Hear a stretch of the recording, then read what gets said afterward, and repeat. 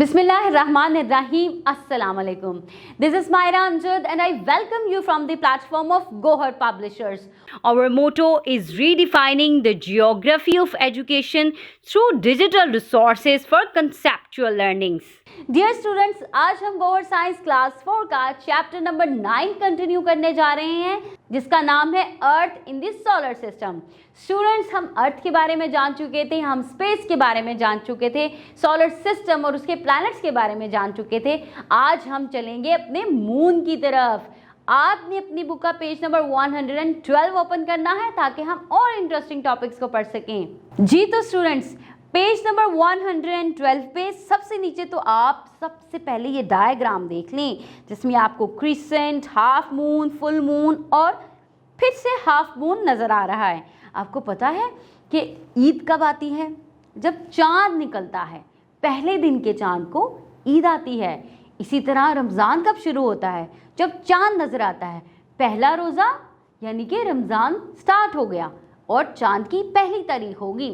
इसी तरह क्या होता है, जैसे जैसे हमारे रोज़े गुजरते जाते हैं हमारा चांद बड़ा होता है, हाफ होता है, और जब 15 रोज़े हो जाते हैं तब हमारा चांद जो है वो पूरा बन जाता है। कभी आप जाकर अपने घर की छत पर देखें, रमज़ान के अलावा भी आप किसी भी महीने में ऑब्जर्व कर सकते हैं। और फिर क्या होता है, 15 तारीख के बाद आहिस्ता आहिस्ता हमारा मून जो है फिर हाफ होता है और क्रिसेंट बनता है और फिर से जो है बिल्कुल पहली तारीख के चांद की तरह नज़र आता है, जिस पर हम कहते हैं ईद आ गई, यानी कि चांद नज़र आ गया।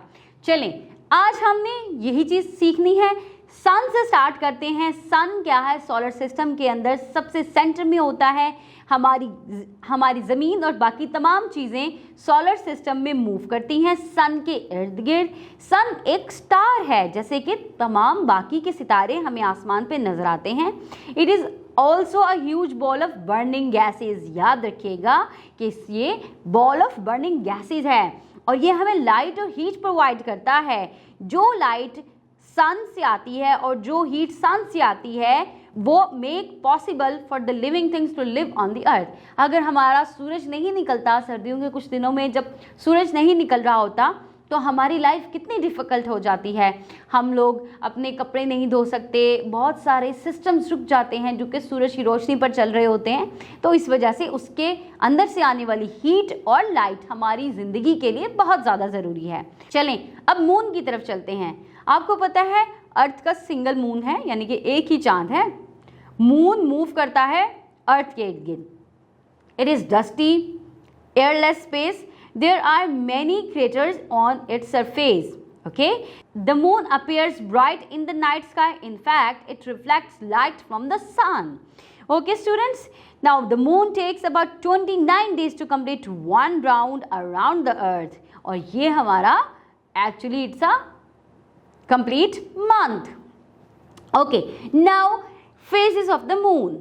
As the moon moves around the sun, it seems to change its shape in the night sky. ठीक है, जैसे जैसे वो अर्थ के इर्द गिर्द मूव करता है हमें लगता है कि उसकी शेप चेंज हो रही है और इसी शेप की चेंजेस को हम फेसेस ऑफ द मून कहते हैं, जो कि हमने लेक्चर के स्टार्ट में नीचे डायग्राम में देखे। ओके, जो सबसे फेंट और सिल्वर सा होता है, यानी कि जहाँ से चांद नज़र आना शुरू होता है वो क्रिसेंट होता है। उसके बाद 7वीं रात को ये हाफ सर्कल में नज़र आता है जिसको हम हाफ मून कहते हैं।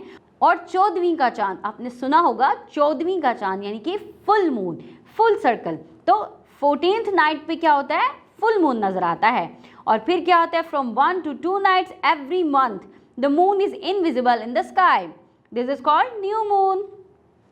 Okay, the moon takes about 29 days to go through the whole cycle. ठीक है, एक पूरे मंथ में ये अपना साइकिल कंप्लीट करता है। चलें, अब पेज नंबर 113 पर देखें। As the moon also turns around its axis, different parts of it receive sunlight at different time. When the sun lights up its complete side, we see the full moon. Okay, यानी कि sunlight जब उसकी complete side पर आती है तो ये हमें नज़र आता है और इसी तरह जब उसके हाफ साइड पर लाइट पड़ती है सन की तो ये हमें हाफ मून नज़र आता है और जब क्या है बिल्कुल साइड पर पड़ती है सनलाइट तो हमें मून जो है वो क्रिसेंट की शेप में नज़र आता है। Moon effects on the earth like sun, earth and other planet, moon also exert the pull of gravity. Yes, जिस तरह से अर्थ की ग्रेविटी पुल है, मून की भी है।